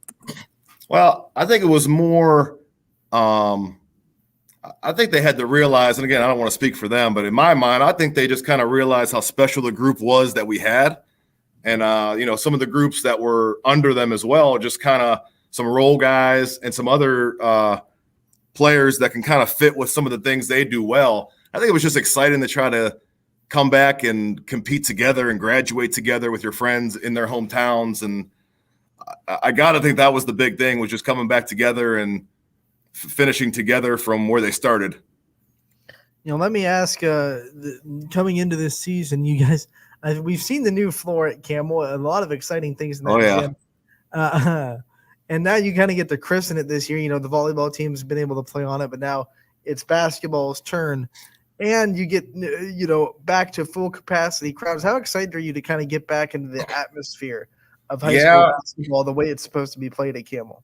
Absolutely. Last year was definitely a strange year. Just kind of go, even when you went to different places, just the empty seats, and I don't know, you're not used to the student sections, and you're not really getting the full effect when half the seats are empty. And even at home, you're just very limited with the people that were there, and I don't know, almost like a scrimmage environment instead of the game environment. So we're really excited about hopefully getting some people in the seats and playing some meaningful games. And because our gym gets loud when it's half full. So I'm excited to see what it's like when it's full of people. With the influx of the seniors coming back, as well as some notable freshmen that you were able to name for us, what is the kind of style of offense that we're going to expect to see from this Campbell boys team? Are we going to see them kind of run and gun it a little bit more? Are you going to see them kind of perform out of that half court a little bit? What's kind of that style of offense going to look like this year? We're pretty much going to build. Last year, we went to a lot more dribble drive. We have a lot of guards. And even last year, we had some guards, even with these guys not being around. So we're going to try to run as much as possible. We want to try to put some pressure on people on defense. We think transition for us can be really beneficial. But, we're going to be a lot of 4 out, 5 out, look to attack gaps, penetrate, kick. We'll still do – our handful of sets here and there, but we're going to be more of a, try to attack downhill and get to the rim, shoot some threes. But we're going to hope we're in a lot of transition this coming season. This MVAC, I think everyone knows how tough it is. You got Crestview in that league. You're going to have LeBray, of course, who's a storied program. Champion started to put things together last year. A lot of other great programs as well. Garfield enters the mix. What kind of things are you expecting from the MVAC this year and the teams you're going to have to contend with? I think every year it's kind of proven that it's a really tough conference. There's no game ever where you go and go, okay, this one's a win. Everything's a battle just because you're so familiar with everybody. In the summers, the coaches were playing against each other in different summer leagues and camps and stuff like that. So we're kind of familiar with what everyone's doing. And again, no one is really bad in our league. I think everyone's good. And, even last year, we probably weren't the greatest in the league, but, we happened to get Newton Falls at our place. And again, Newton Falls goes on to win the league. So there's just no guaranteed victory in our league. And again, adding a team like Garfield to everybody else who's already in it, I think it's just going to be a battle all season long, and we're excited for it. What is it going to take for the Campbell Red Devils to come out on top or be in the talks to be in the tops of that MVAC at the end of the season? In other words, what are the things this team needs to improve on? I think with us, it all starts with our defense. We got some length and some athleticism, and we just can't give up easy buckets. And again, if we could put some pressure on people and turn some people over, that's just going to help our offense. And on offense, we just want the ball to have energy. We want to share the ball because, again, we got a lot of guys who can do a lot of different things. So, again, we just want a lot of energy, offense and defense, and don't give up anything easy. And I think we'll be right there where we want to be. Coach, we're obviously very familiar with the MVAC and the teams you'll have to face in there. Talk a little bit about your non-conference schedule and some of the teams that you're excited to play in the non-conference slate. Non-conference. I know we open up with Hubbard. I know their coach, Joe Bornemus. We actually coached together my first couple years over in Girard. So I'm pretty close with Joe. So excited to go against him again. We have reserve who we play every year, which is, again, nice little rivalry. I know Patsy won't be there this year, so that'll be a little different feel to it. We have Lowville. We're playing Lowville up at Rocket Mortgage, so we're excited about that one. We know Lowville's going to have a nice team. We play Jackson Milton, Niles with a new team for us. Mineral Ridge. I think who else we got there?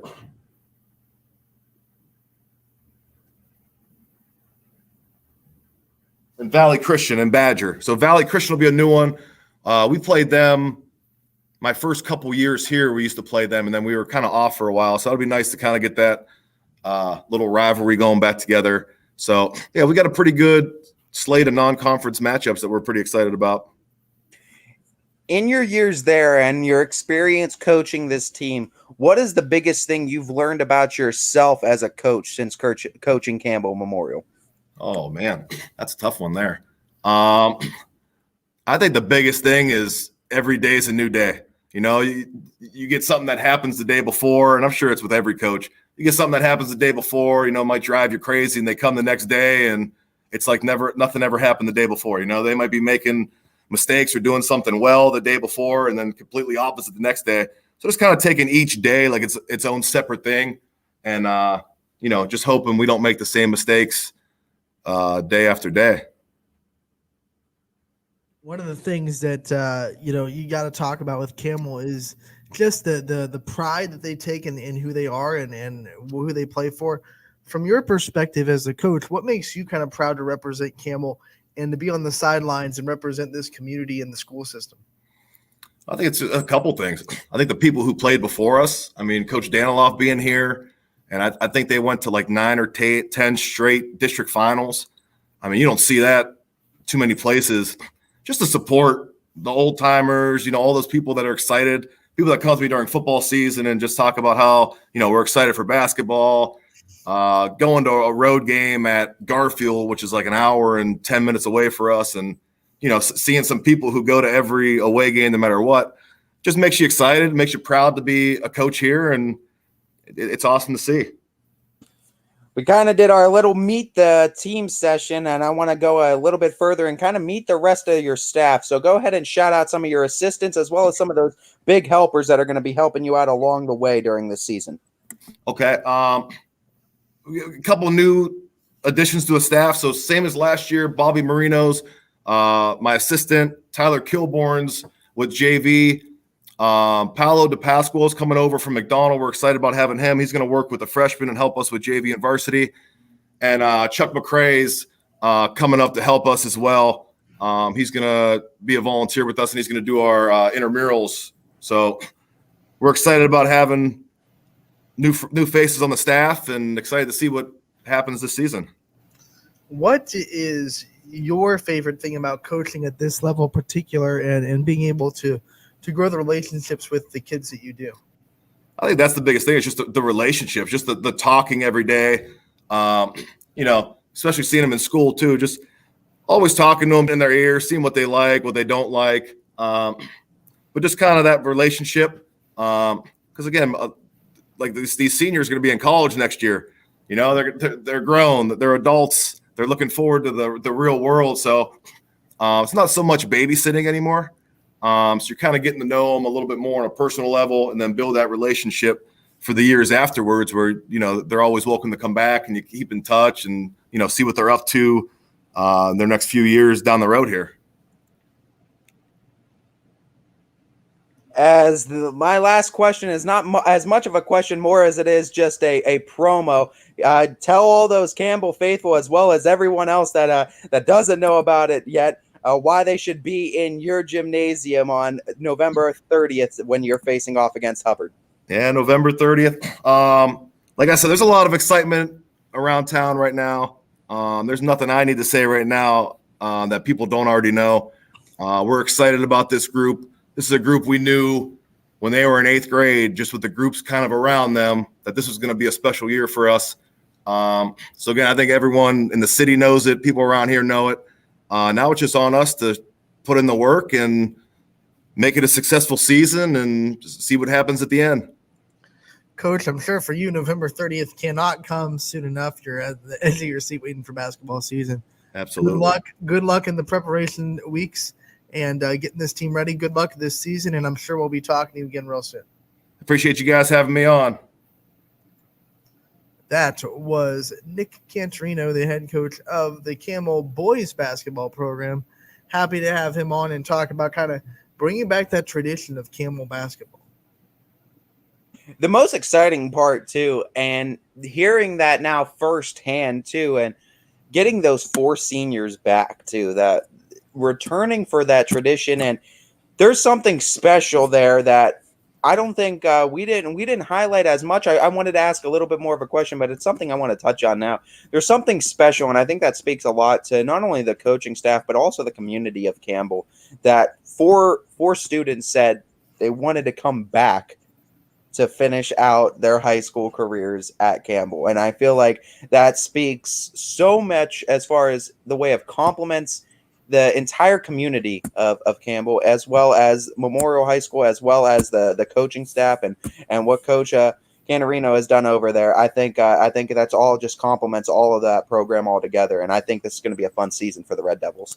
I think he said it best. I mean, it's just them realizing how special this group can really be and not wanting to pass that up. Yeah, absolutely. And you know what? You're going to be going through a gauntlet of a schedule when you face that MVAC anyway. So it's really going to be interesting to see and I'm curious to see how long it takes for these players to gel together. Out of the 4 seniors, I'm not sure which schools they went to, so I don't have the information if they did play together, and that's something I'm kind of beating myself up. I wish I would have asked, because I'm wondering how chemistry is going to be able to mold, if they're going to be able to jump right back into it, and we'll see how quickly they are to get back into the swing of things. If they all played somewhere else together, that might not be as big of an issue, but we're gonna have to look into that. I have to look at the names again and see where they played last year and where their stats lined up. But that's certainly exciting times, I think, for Campbell right now. It's going to be an exciting season on a spiffy new gym floor over in Campbell. Yeah, no doubt. And I mean, that gym floor looks beautiful. We've gotten a chance to see it a couple of times too on the volleyball side of things. And now basketball gets to embrace it a little bit more. And we've seen just the excitement of that. A lot of excitement swirling around the Campbell community right now.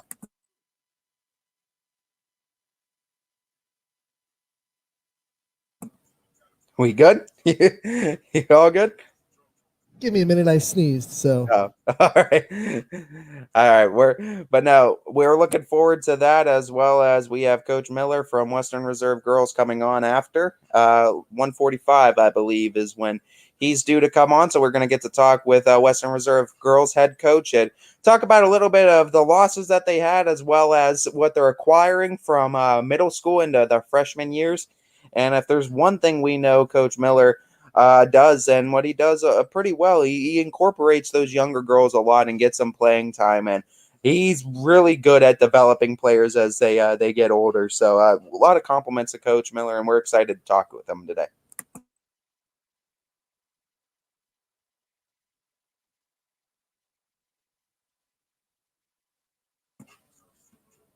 As we look to the rest of the show, we got Coach Miller coming on at 1:45, and prior to that, we can be looking at Division 6 as far as football is concerned. So we venture over to Division 6. We look at the rankings as far as that is concerned. LeBray is your number 1 seed as it is currently stands. And remember, LeBray was able to sneak into that number 1 seed after coming away with some pretty big victories. That win against Liberty, playing up a division, certainly helped them going down the stretch to lock in that number 1 seed. They are playing number 16 seeded Trinity at Garfield Heights, a 3-7 opponent. It's an opponent I honestly don't think that LeBray's going to have much trouble with standing in the way. Trinity's one of those opponents that 3 wins on the season came against a 1-6 Beechwood opponent, 4-6 Brooklyn, and 1-8 Wycliffe, with Brooklyn being the best win on their schedule. And losses against a bunch of teams, 5-5, 6-4 at Berkshire, Chagrin Falls, Hawken.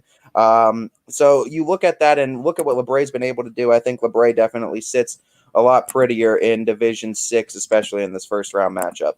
I'm back. We're all good. Welcome to live streaming. You never know when stuff's gonna happen. I was thinking about it on my way back to the table, how many people go on live TV or live, and like they never sneeze at all, and they never have it's like I don't know. They're lucky. I don't know. I sneezed and I was like, ew. No, you're fine. I gotta take care of this, So we're good. You were breaking down Division 6. I don't want to interrupt you, so. No, and then going down a little bit more too, unless you wanted to add anything on that LeBray versus Trinity first round matchup. What more can you say? I mean, that should be all Liberty. I mean, all LeBray, not Liberty, all LeBray. And I don't know how much there's really to because. And the next matchup is one of the few all YSN matchups we have in the first round, as number 3 Springfield takes on number 14 Western Reserve, and we are guaranteed a YSN school advancing in the next round with this one. Western Reserve, though, laid an egg against Springfield earlier, but very, very tough to beat an opponent twice, as we know. Going to be interesting to see what Western Reserve game plan is going into this one, if it changes at all, or if they're just going on execution was the issue in that last matchup with the Tigers. And for the Tigers in this one, we'll see if they just stick with the same game plan. And hey, it worked. It was able to get you the win. It's been able to rattle off 9 straight victories actually for you. So I think this is a case too where you might not see a whole lot of things from Springfield, but Western Reserve and Coach Lude might pull some rabbits out of the hat in this one. This is the third straight year where we're going to see Springfield and Western Reserve meet in the first round of the playoffs. I'm sure Western Reserve's kind of like over it. We even got the 14 this year. We thought Springfield would be the one we wouldn't have to deal with. Nope, Springfield dropped to 3, and of course they did. But Western Reserve's going to be ready. I mean, we've talked to Coach Lude. I think it's one of those things. And this matchup again, in a couple weeks ago, it was one where Western Reserve moved the ball. They held it for a little bit. They just couldn't finish drives. They got to be able to finish those drives. The game plan is kind of working. You just got to be able to finish the Question becomes now, if you get that toss, if you win the toss, do you defer so you have possession, or do you take possession and just try to score and give yourself confidence?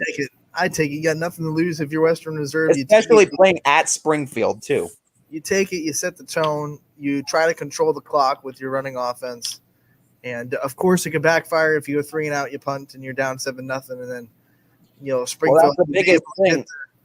Springfield will be able to get that 2 from 1 at the end of the half. But Springfield is so good at getting that 2 for 1 at the end of the half, too. So you got to play game management at that point and really make sure that if you're Western Reserve, you have either a lead or you're in it.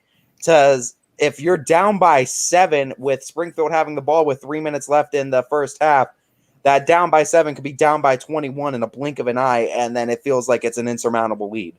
And if you remember last year, I believe at halftime or right before halftime, it was close.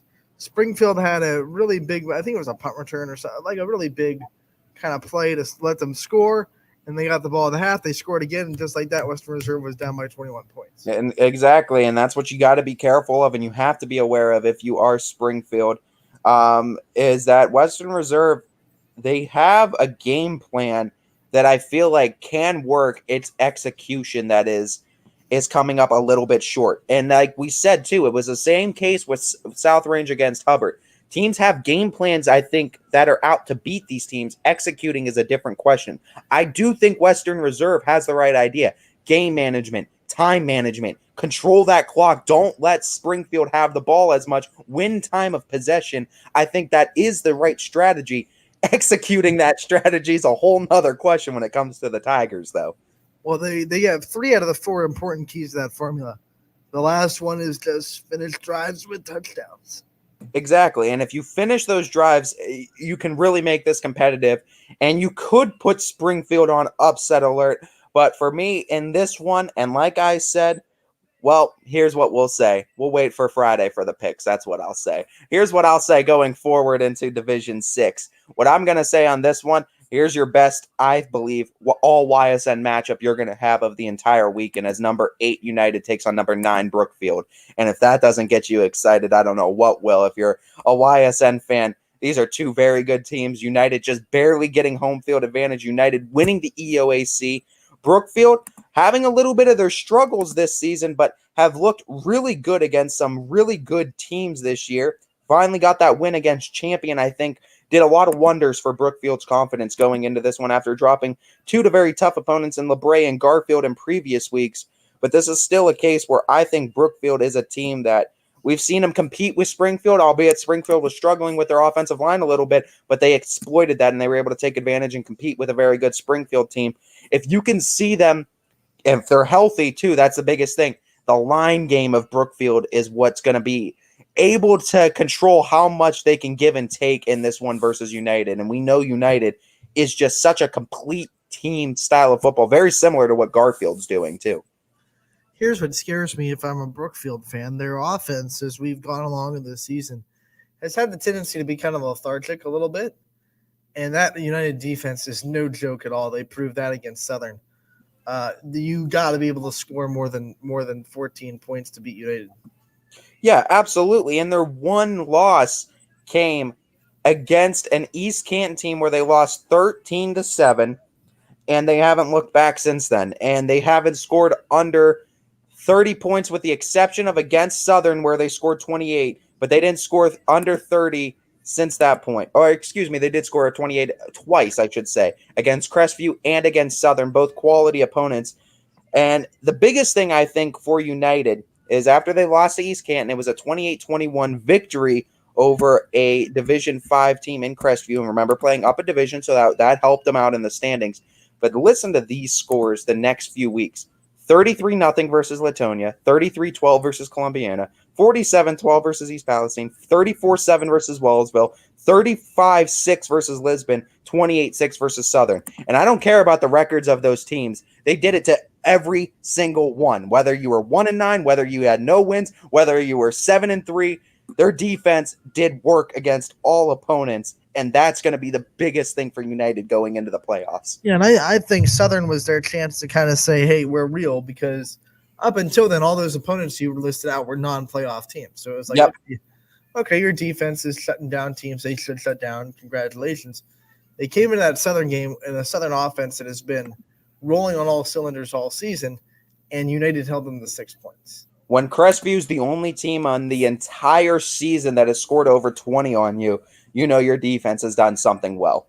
And even in your loss, you allowed 13 points. 13. And it was more of a bad offensive night than it was on the defense's fault. You can't fault the defense for anything this season. You can't fault them even for the one loss. That defense in United has and continues to be stellar.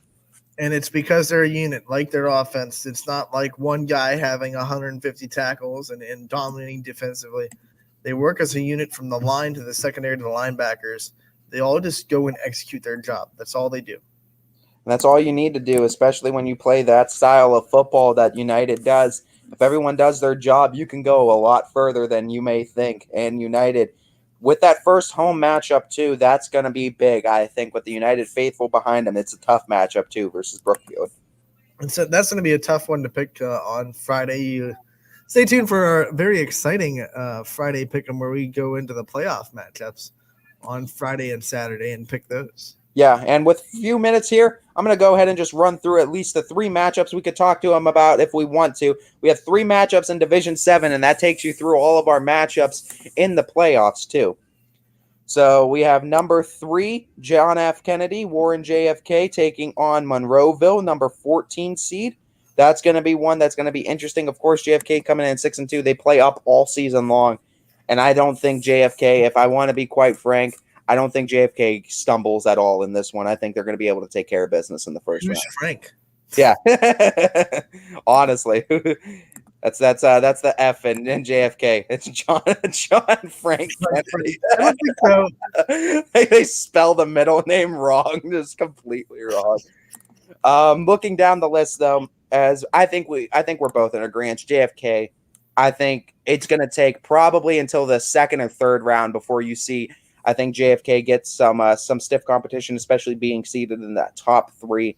They're just such a great team, and I think honestly, if it didn't prove it to you, look exactly what they did against Southeast, an 8-0 Southeast team that at the time beat them 35-0.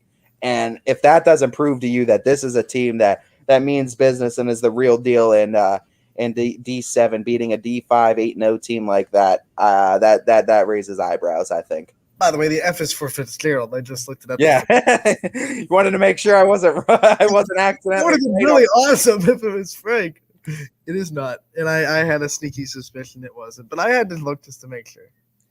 As the next matchup too is another 8-9 matchup as a YSN school, Lowville number 9, so just missing the home matchup, but they're playing Malvern, and this is going to be interesting, seeing what Vinny Balone can now do in the playoffs with that high-powered offense, what he's going to be able to do against number 8 seeded Malvern. Remember when there was a time when JFK was ranked below Lowville? I do remember that time. And we were all like, wow, Lowville's opening some eyes, and they lost. Well, I mean, they lost the Springfield game, which isn't a huge deal, but then they lost that game against Western Reserve. I know they want back. Oh, and it was close, too, and you can't even fault Lowville for that. When they were competitive, it's not like they were blown out of the water. 28-27 was the loss, and it came down to the wire. Just barely couldn't pull out that victory, and you know what? Sad to say it, too, and you make them want it back even more because you feel like if Lowville wins that one, they probably are hosting a playoff matchup right now instead of being on the road. I think you're absolutely right. And that's the unfortunate part of it, but hey, now you got to do business on the road. And it's a case, too, where Vinny Balone very well can. And if I'm not wrong, Well, who would they? Well, I got to check their bracket too to see, because technically, if 2 lower seeds win, it's the higher seed of the 2 lower seeds that still gets home playoff. So Louisville being the highest of the low seeds, if there's another upset somewhere, they might be able If to. 16 beats 1. We got a home game. Let's go. But looking at what it is, though, I think Louisville is in a position where they're just going to have to play their brand of football. They have this style of offense, and they've looked really good in recent weeks, putting up 40 and 56 against McDonald and Mineral Ridge, respectively, in recent weeks. I think that's got to do wonders for your confidence, scoring 106 points in the last 2. That's like the winner of the 9-8 game in a March Madness just begging the 16 seed to win. Yeah, pretty much. all they Pretty have- much. And you know what? Stranger things can happen. They really can. So it's going to be interesting. It is Lucas that's taking on an Ashland team, Ashland Mapleton. So we'll see. We'll see what happens. As the final matchup in the YSN coverage for Division 7 is going to be the number 11 seeded Valley Christian taking on the number 4 seeded, number 6 seeded Cuyahoga Heights. This Valley Christian team is legit. They're I think they're gonna sneak under the radar at 11, and they better be on upset alert if you're their opponent. And Cuyahoga Heights, let's go through it. They have a win opening season 38-35 over Berkshire. That was in double overtime. They had a win over John Marshall, a 3-4 opponent, lost to Independence, an 8-2 opponent, 30-28. Beat Trinity, beat Brooklyn, both 3-7 and 4-6 opponents respectively. Lost to Lutheran West, an 8-1 opponent, 28-17. Lost to Cardinal, 25-16. And then they ended the season with a win over a 1-8 Wycliffe, 48-16. Ty, we'll talk a little bit about that matchup as the week goes on, but now we got a green room guest to get to, and it is a good friend of YSN, good friend of both of ours. It is Steve Miller out of Western Reserve. Coach, thank you so much for taking the time to join us. Can you guys hear me? We can hear you, yes. All right. I didn't know this technology stuff here. I'm trying my best. So I'm glad I can see myself, and if you can hear me, we're good to go. Yep. Good to go. Glitch Gremlins like to play around sometimes, Coach, but we got you all taken care of here. Looking at your season and looking at this upcoming season, not enough compliments I could say for what you do for the Western Reserve Girls program, and I've told you that countless times before. But looking at what you guys did last year and what you lost, and big names we know, your daughter obviously one of the better passers, I think, and we know Vuletic losing that in the rebounding department. How do you as a coach now try to replace, because you can't teach height, obviously. How do you try to replace and make up those rebounds and blocks now that Vuletic got you? And how do you kind of try to transition that defense from that strong, overpowering center? And maybe you have someone that you're developing currently too. Well, I guess the old cliche that you can't coach height, it's true. Obviously losing Danny, her size, and like you said, the rebounds, the extra baskets that she would give you, the shot blocking, all that stuff, you don't replace that. Losing Kennedy, her court awareness, her knowledge, her passing, being familiar with her teammates and doing everything that she did, you can't replace that. We lost 2 other good seniors. Olivia Pater did some great things, shooting the ball and setting some 3-point records. And then Callie Steed, was our 4th senior last year, and she brought a great physical presence, rebounding and rounding out our roster last year. So, losing those seniors, you can't replace. I'm not going to sit there and be able to lie to anybody, including the girls that are coming back this year, and tell them that, hey, we didn't lose much, because everyone knows that we did. The fact of the matter is we're a different team. We're going to be built different. And, the coaching staff and I have kind of just figured out, well, what's going to work best for the group this year moving forward. So do you have a system in place? You do, but in high school, you got to be willing to adapt. You got to be willing to change. And we got to figure out, what do these girls do best that are on a roster this year? Because every year, every coach loses seniors that they don't want to lose. And it's no different than for us. So we're not going to dwell on the past. We had a great run with those guys. We certainly miss them. I know hearing and talking to all of them, they miss us as well. and we wish them the best. But we're moving forward. Coach, with all those players, I think they got the spotlight, they got the recognition. But if you watch Western Reserve, you had a bunch of young players that also got some quality minutes and were really able to develop last year as well. Lisa Eichert just being one of the many, Olivia Hughes another one. Talk about some of the players that you think are going to be asked to be bigger role players this year, but you can still be confident in them based on what they did last year with you. Yeah, certainly you mentioned a couple good ones there, and I think something that we've always done as a staff here at Western Reserve is we've always tried to continually get our younger players' feet wet, knowing that at any time they would have to step up if there was injuries or illnesses, and also looking forward to the future in the following year. So we certainly tried to get those girls, playing extra minutes last year, and I'm glad we did. In hindsight, you always say, well, geez, I wish I would have gave them a little bit, more time or more minutes. But yeah, you mentioned some good ones there. And to start with, you mentioned Lisa Eichert and Olivia Hughes, and they were both freshmen last year that both came off the bench most of the time. They both had some starts in there. But certainly, yeah, we're counting on them big time. And we won't have them for a while. They're in volleyball playing tonight over at Columbiana in the district semifinals. So, hey, we're rooting for them, and we're their biggest fans right now, hoping they go all the way down, to state. And, tonight they play Brookfield. So, good luck to all those girls, because I got several of them right now still playing volleyball. In fact, right now I only have 7 bodies because of volleyball and cross country. And, Lisa's playing with a damaged knee right now, and she's getting through volleyball season, but we're going to be without her for a little while because she's going to have knee surgery. So that's a huge blow to us. So not only do we lose Danny and Kennedy and Olivia and Callie, we're going to lose Lisa for a while, and so hopefully surgery goes well and we get her for the second half of the year. Olivia is just a phenomenal athlete. She was named the player of the year this year in volleyball only as a sophomore. Lisa was a first teamer. Angelina Kapienka is another sophomore on that volleyball team that got mentioned for second team.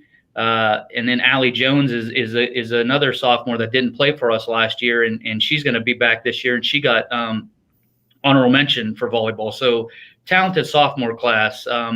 8 sophomores will be on our roster this year. So really looking forward to being with those guys for a few years. And then, someone you didn't mention, I don't think, unless I missed it, was Brooke Shantz. Brooke's going to be our leader this year. I mean, we're going to go as Brooke goes. Really impressed with her this summer.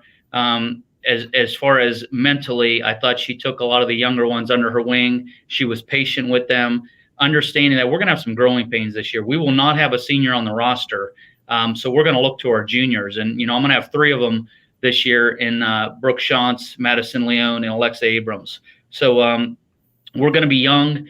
I think the first half of the year is going to be a little bit difficult. We're going to get a late start because of volleyball, and also because of our schedule. I mean, we got some tough opponents. We open up the day after Thanksgiving in Worcester College against Loudonville, who at one point was 25-0 last year. So I'm looking forward to the challenge this year, and our girls are as well. Now, talking about that, Coach, and I think there's no doubt you are one of the better ones of developing that younger talent and getting them ready for that high school level of ball.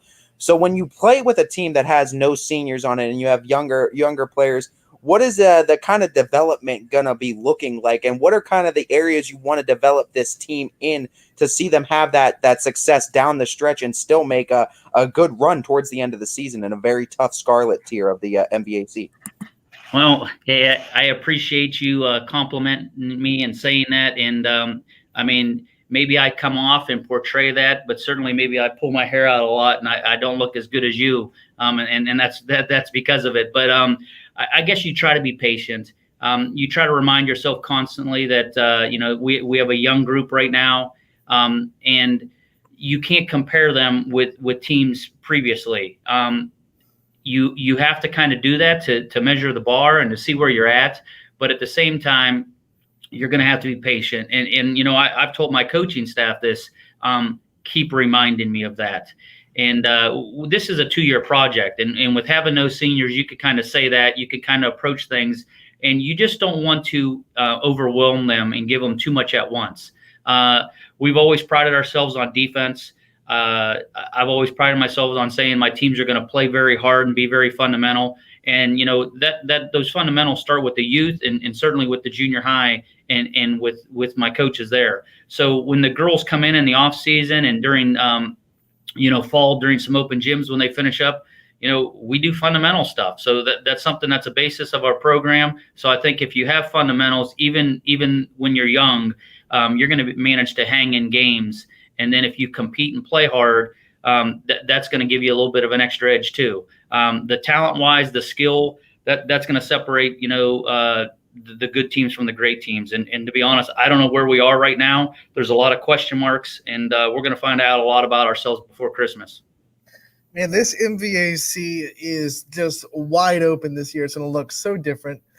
Last several years, it came down to you and McDonald. Obviously, both teams lost a lot. And now it's kind of a bunch of young teams kind of jockeying for position. Talk about this MVAC and what it's going to be like kind of trying to navigate a more wide open conference.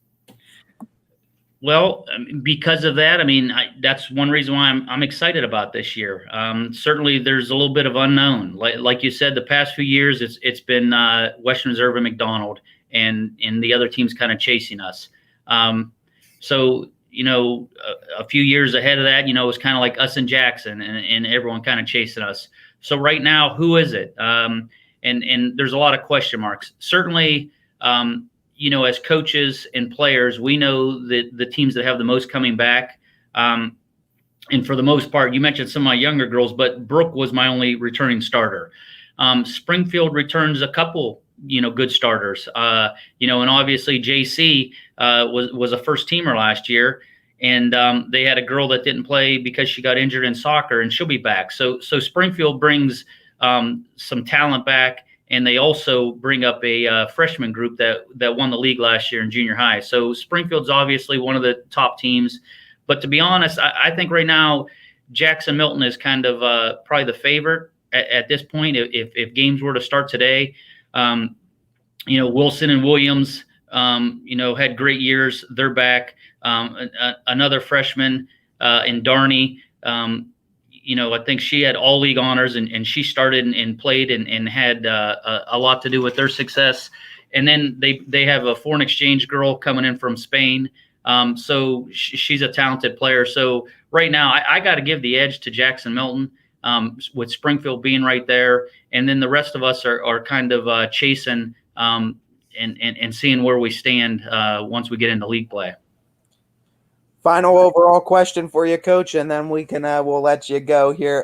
We did the meet the team. We know where kind of everything stands. Let's kind of meet the staff too, and your assistants and some of those other big names that are going to be helping you along the way this season. Well, certainly, like I just tried to mention, I have probably two, and at some levels 3. But with the 4th, 5th, and 6th grade with the youth, it's big for us.